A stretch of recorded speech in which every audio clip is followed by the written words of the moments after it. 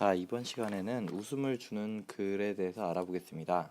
여러분들이 이제 읽기책을 계속 읽다 보면은 이번 단원에서는 웃음을 주는 글에 대해서 굉장히 많이 나온다는 것을 알 수가 있어요. 그래서 이번 시간에 웃음을 주는 상황을 생각하며 글을 이야기 읽기, 그 다음 시간에 웃음을 주는 장면을 생각하며 만화 보기, 또 그 다음에 웃음을 주는 장면을 생각하며 이야기 읽기, 이렇게 비슷비슷한 학습 목표를 가지고 있어서 선생님은 그냥 웃음을 주는 글이라고 주제를 정했습니다. 이번 시간에 여러분들이 읽는 이야기는 나무 그늘을 산 총각이라는 이야기예요. 그래서 읽기책에 있는 내용을 한번 읽어보고 와도 좋을 것 같아요. 그래서 이 이야기에 보면은 한 총각이 있고 또 욕심 많은 부자 영감님이 나옵니다.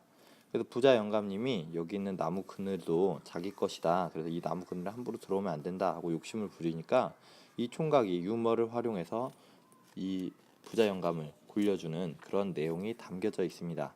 굉장한 재치가 있었기 때문에 가능한 일이었겠죠. 자, 선생님이 여기서는 웃음을 주려면 어떻게 해야 하는가라는 이야기인데 교과서 이제 99쪽에다가 여러분들이 정리를 하면서도 생각해 봐야 합니다. 자, 웃음을 주려고 하면은 첫 번째는 재치 있는 표현을 써야 됩니다. 재치 있다는 말이 잘 이해가 안 가는 사람은 꺾기라고 생각해도 상관없어요. 우리가 어떤 일이 있을 때 예상되는 방향이 있어요. 예를 들어서 부자 영감이 나무 그늘을 못 쓰게 합니다. 그럼 어떤 게 예상이 되나요? 그럼 그늘을 그냥 못 쓴 상태로 사람들이 불편을 겪었다,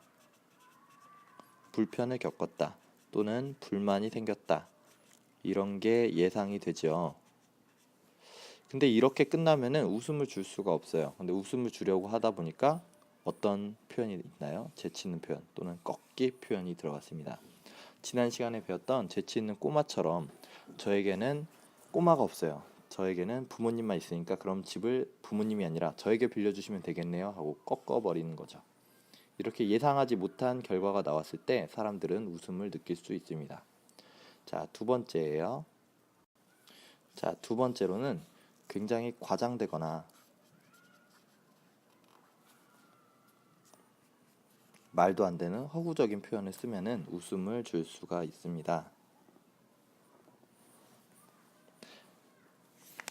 자, 이번 부자 영감님과 나무 그늘을 산 총각 이야기에서 나올 때는 과장되고 허구적인 것 뭐냐면 첫 번째로는 나무 그늘을 사고 팔았다는 거예요. 나무 그늘을 거래한다는 것 자체가 말이 안 되는 소리죠. 그 다음에 그 나무 그늘의 주인이기 때문에 남의 집까지